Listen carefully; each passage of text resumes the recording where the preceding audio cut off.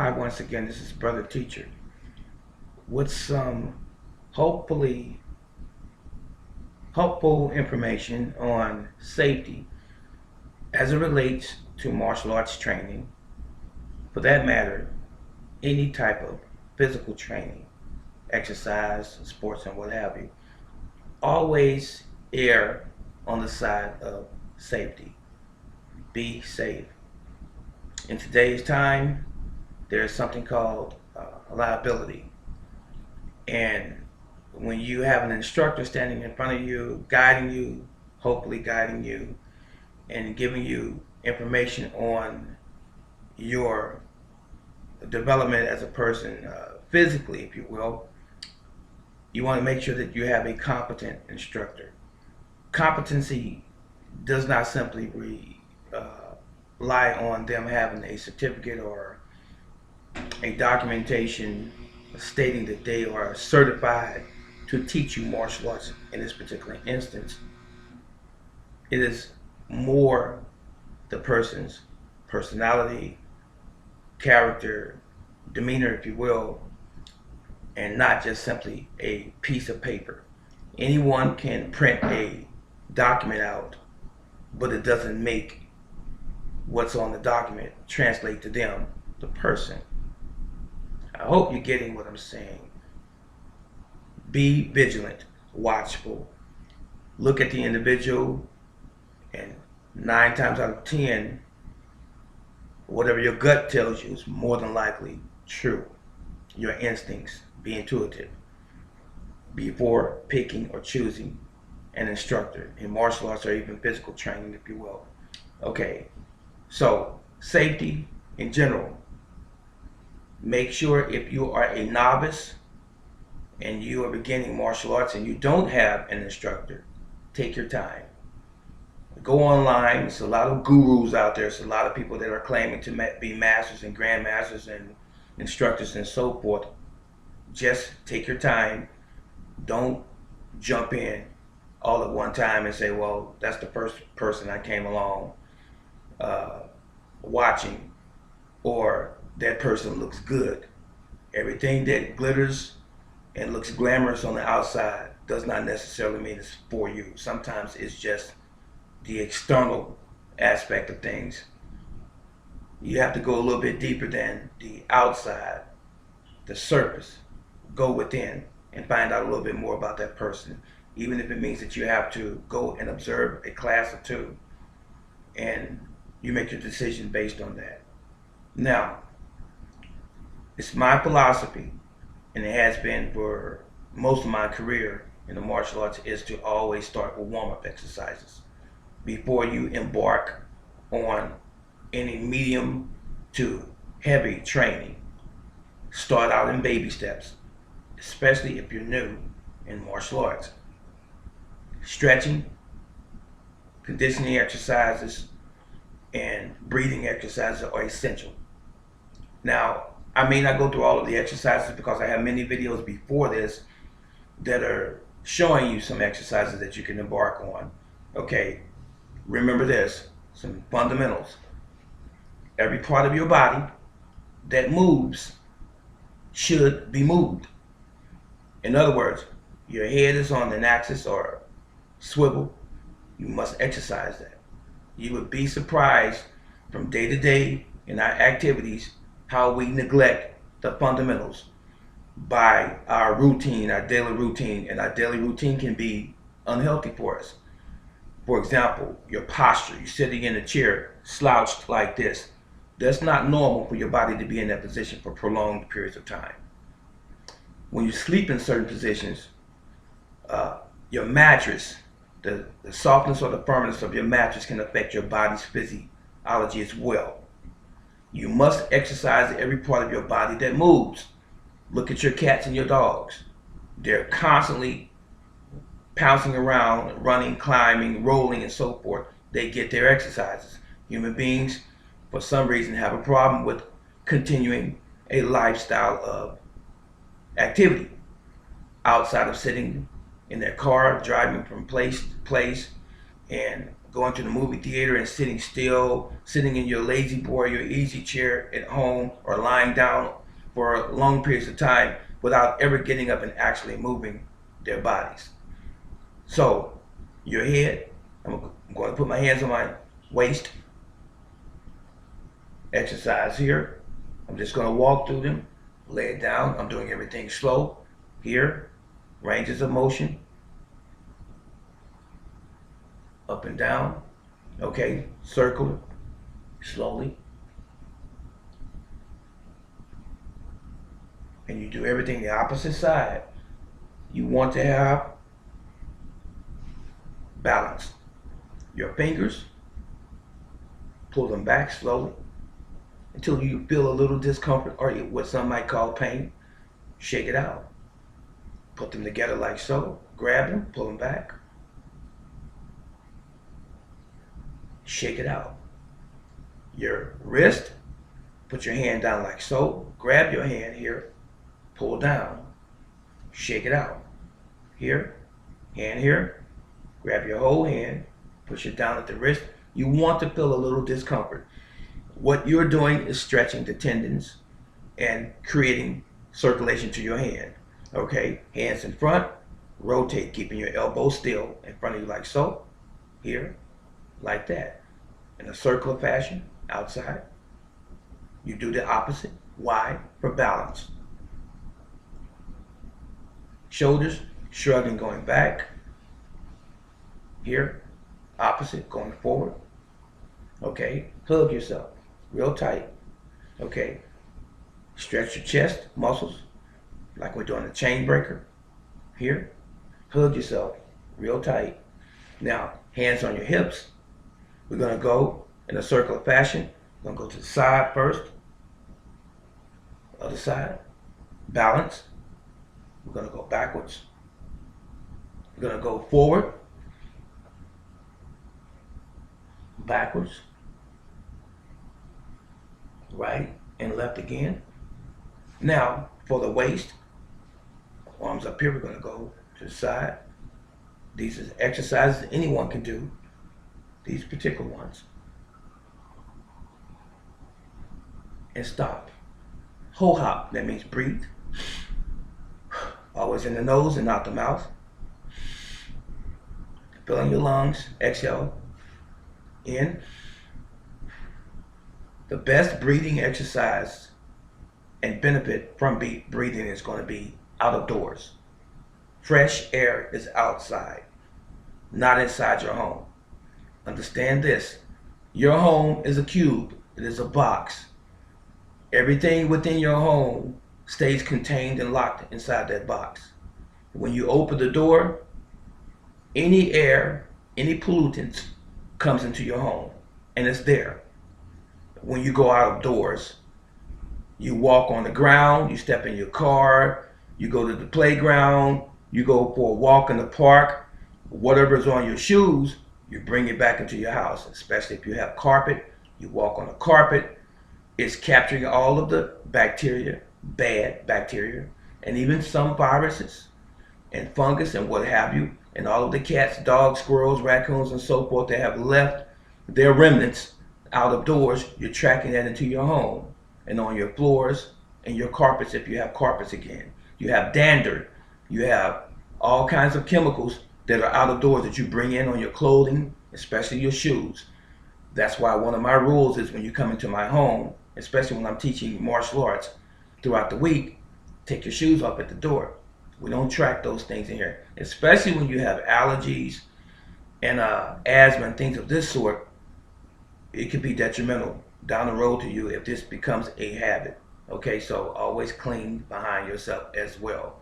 Clean in this particular sense, meaning wherever you put your shoes at, you might want to rinse your shoes off, brush the bottom of your shoes off if they accumulate dirt and what have you, and then clean, mop the floor. If it's a solid floor, wood floor, or vinyl, what have you, you do that as well.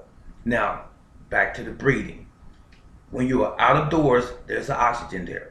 And I'm going to back up before I go back to the out of doors and stay with the cube again, where you live at. When you turn your stove on, it is emitting fumes in your air. Carbon, and so forth. When you turn your toaster on, your refrigerator running constantly, your washer and your dryer, your microwave, anything electronic that you have on in your house, anything that you burn in your house, incense, candles, and so forth, they are putting off a byproduct in the air that you breathe. You may not see it, but it's there. You are being exposed by inhaling it and absorbing it through your body. We are biology. We are biological. We are nature. And those things that are chemicals are harmful to us. Okay?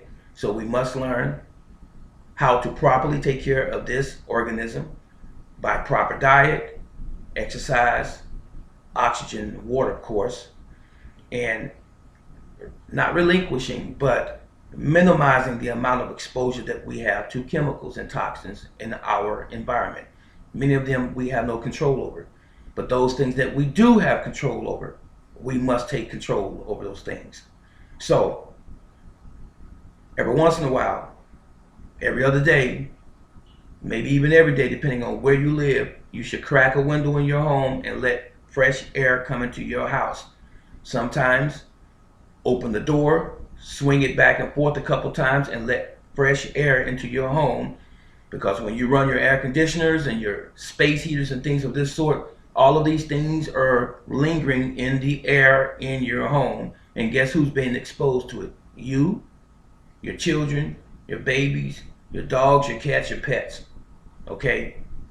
And you may not see any negative result immediately, but over time you wonder, why am I experiencing this particular feeling? Why do I feel sick? Why am I breaking out? Why is my skin dry? Why is there no moisture in the air? There's a plethora of things that can be the result or the end result of you staying cooped up in your home on a regular basis. So it's good to get out, get a walk, get some brisk walking in, some fresh air. Stand out of doors in the nose first thing in the morning when there's not a lot of traffic out. Get oxygen. You need oxygen to live. Your blood is supposed to be oxygenated. When you're inside your home, you're minimizing the amount of oxygen that your body's receiving by you breathing in all of these chemicals and toxins that are in the air. Enough said about that. Now going back outdoors. When you're outside, step outside your door, good 5 minutes of breathing. I call it oxygen therapy or breathing exercises. Simple. About 5 minutes. It's especially helpful when you have trees outside. Trees put off oxygen. Okay? Now, you can do this in the morning, in the middle of the day, or in the evening before you retire. Get some fresh oxygen in your lungs. That's that. Now, back on safety. I did the exercises to the left, the right, the back, and the front, side bends, if you will, like this. And I also did this here. Now, jumping jacks. Jumping jacks are a cardio exercise. Gets your heart going, okay? You must remember this too. Your heart is an organ, it is a muscle. It has to be exercised. Even though it's involuntary and it beats anyway, you have to keep it strong by exercising it through your own physicality, if you will. So stand with your arms alongside you like a soldier. This is the beginning. Your feet are together. When my hands come together, I'm not going to show the feet. My feet separate when my hands come together. If you don't know how to do a jumping jack, shame on you if you're in America. Okay, so now I'm going to do about 10 or 15 of these. 1, 2, 3, 4, 5, 6, 7, 8, 9, 10, and stop. Ho hop. Get some oxygen. Now, if you have a medical issue and you can't do the jumping jacks, we modify by doing this. Just stand with your feet about shoulder width apart, arms still along the sides. Just bring your arms up here, like so. Come down. Here. Do that exercise. And you can pick it up. That's exercising your arms along. And you can add these exercises together in a routine that you decide for yourself. based on your own individual preference. Okay, now that's that. So we've done that. We're going to do the what I call over under. I've done that in the previous video. Stop. This is for your shoulders. We're going to do the circle going back, and then we pick it up. Stop, go forward. We do everything in balance, and stop, shake it out, hold up. Now, this is basically a recap of what I just did not too long ago for some, just done a little bit differently with another explanation behind it. So let's touch on safety with weapons. Let's start with the knife. Sometimes people are anxious. They want to learn martial arts like that. Doesn't work that way. It's a process. It's a progression. You must take your time, be patient in order to learn martial arts techniques properly, and theories and principles properly. Take your time. I know 2000s right now, you have this generation, they want everything instant, like grits. Doesn't work that way. I'm old school, baby boomer. You have to take your time if you want to be effective at anything. Okay? Now, martial arts is no different. This is a knife. This is a real knife. Okay? Never practice with a real knife. In the beginning, here's another real knife. These are real. I think the answer is obvious why you don't want to practice with a real knife. The possibility and the probability of injury to you and your partner that you're training with. Maybe even putting out an eye. We don't do this. The only way you're going to do this is if you have spent many, many years of training. Okay? And you have to be competent. All right? And have a competent instructor in front of you. Instead, you want to use, you can use a butter knife, which is a step down from that. Doesn't have a blade on it per se. Use a practice knife. This is a practice knife. Now, we always practice as close to reality as possible. This is as close to reality as possible. There's also another wooden knife called a tanto or tanto. You can use that as a tool. You can use a pencil with the eraser in if you don't have access to a knife, practice or otherwise. Okay? Few ways a person can attack you with a knife. It's going to be lunging forward from the side, like so. Okay? Another way they can attack you is going to be the downward stab, which looks like this again, here. Another way they can attack you is slashing. The knife is here, this particular way. Those are the fundamental ways by which you will be attacked in a knife situation. Now, in martial arts, we look at those different ways or methods of attack with a knife. Person coming down here, you have to develop or devise a means to stop that attack from coming down. Person coming in, same thing. You must devise a way to defend against that particular attack. Here, a way must be devised to protect yourself against that particular attack. But let me tell you, just simply be aware. Make certain, word of caution, make certain that you stay away from individuals and you stay away from places where there's a propensity for danger. Don't hang out in places that are known to have violence just erupt or break out. Bars, not all bars, but some bars, some areas, and even some neighborhoods. So be cautious, be aware, be alert, be vigilant, if you will. So, in most instances, when you are attacked with a knife or by a knife, you won't know it. Very rarely would you see in today's time, back in the old days, people still do this. All of the things I just pointed out in terms of the methods of attacking with a knife still occur. Don't get me wrong. But In most instances nowadays, just be aware of all of those potentialities, if you will. In most instances, someone is going to hide the knife. It can come from a place like this, and all of a sudden you're cut. Surprise. It could be behind their back. They can have their hands in their pocket, especially the older guys, the older generation. They have a switchblade, a razor in their pocket knife. All of a sudden they come out, and the element of surprise is what's going to get you. So make sure that you don't make someone upset. Always look at it from this standpoint. I don't want to let my mouth cause me to get a butt whipping. I don't want my mouth to get me in trouble, because you never know who is on the other end of you. You never know the mind state of the person that you may be encountering. It could be someone who's very violent.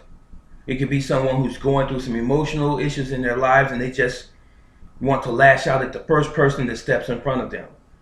So be aware. Don't go for bad, okay? And live to go home to your family. That's really simple. Now, be aware. Be mindful of your distance between you and that other person. We can't control a lot of things in society, so we just simply have to be alert. I didn't say paranoid. I just said aware and alert. Look around. Even when you're standing in a restaurant, convenience store, church even, a bar, a sporting event, just be aware. It's really that simple. Watch people's body language. And if there's ever an exchange of words between you and another individual, don't add to it. Don't add fire to the already burning inferno. Don't do that.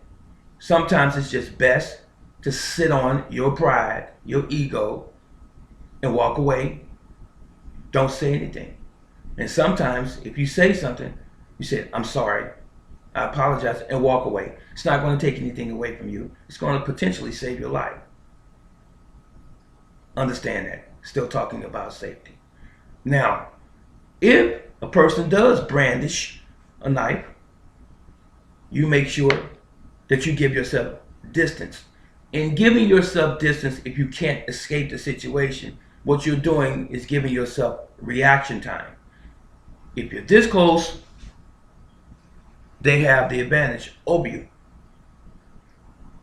When you notice that there might be something awry, take a step away. Keep about an arm's distance away from the person in front of you. Okay?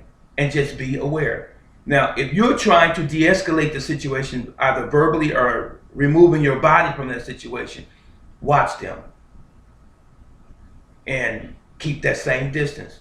Be subtle, nothing abrupt, because you might escalate the situation or a potential situation.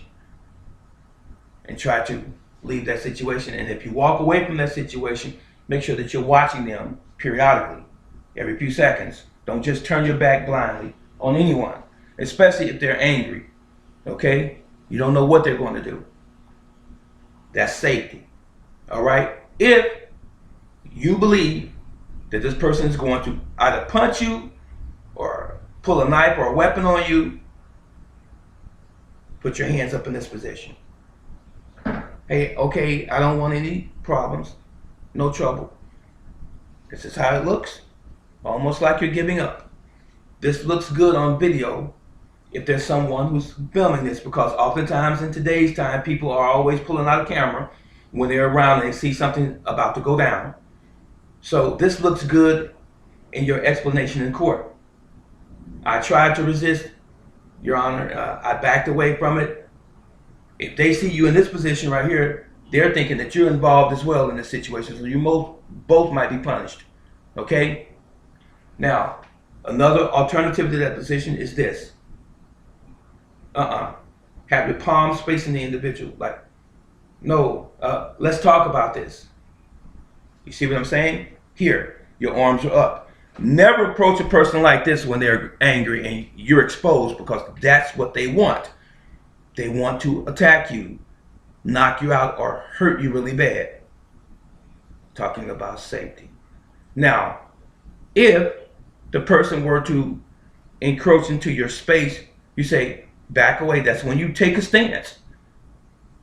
Say, okay, stop. I don't want any trouble. If they continue, say, I said stop. And if you have the potential to yell at someone else, you say, call 911, call the police.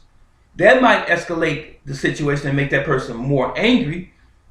That's one response. And the other one is that could be enough. And they can walk away. Still talking about safety. Now, if they come this close in your space again, you can defend yourself. Defense is not always blocking, because everyone doesn't know how to block.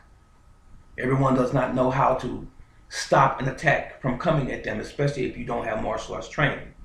And even if you have martial arts training, you can still be surprised if you're not paying attention. And if you're taking that person for granted, okay? Veering away with your eyesight, for example, you follow, always watch that person. And always keep a leg behind you. Never stand in front of a person, a would-be attacker, with your feet side by side. That's knockout time. You're going to be surprised when they advance towards you and probably trip. So already have a leg behind you. That's your balance. Okay? Get base is what I tell my students. Now, do some push-ups on a regular basis to strengthen your shoulders and to help your punching ability if you have to. Now, understand this also. If a person attacks you, don't stop one swing at your person or your body and think that's going to discourage them. 9 times out of 10, if they're angry with you or they are intending to harm you, they're going to keep doing it, the attack that is, until they accomplish what they want. So you have to let them know that you mean business. Once you have told them to stop and to back off and they don't, defend yourself.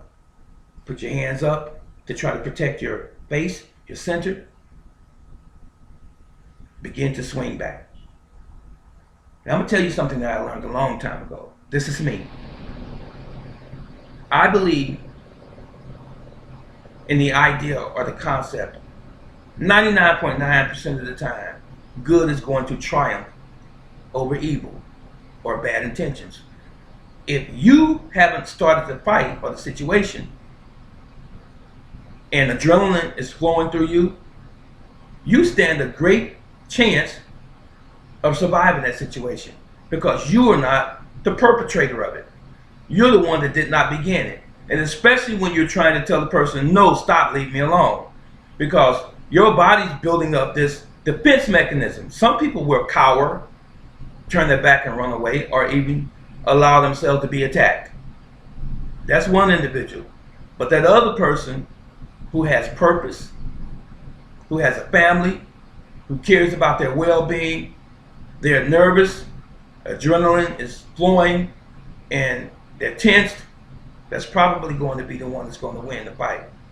But when you attack with authority. Don't become passive inside the attack. When they swing on you, don't like, oh, and back away or withdraw from it. No, that's not enough. You defend, protect, and attack until that person stops attacking you. Once you see that they submit, you leave it alone. If you see them fall to the ground, walk away. If someone's standing around and you don't have your phone, call 911, call the police, or you call the police from the next block or so forth, from your car, wherever you are. And you tell them what happened. You explain it to them immediately what happened, so you have something on record. Now, once you fail an opponent or an attacker, in other words, once you stop them, let's say they're laying on the ground, still breathing, don't come in and finish them off.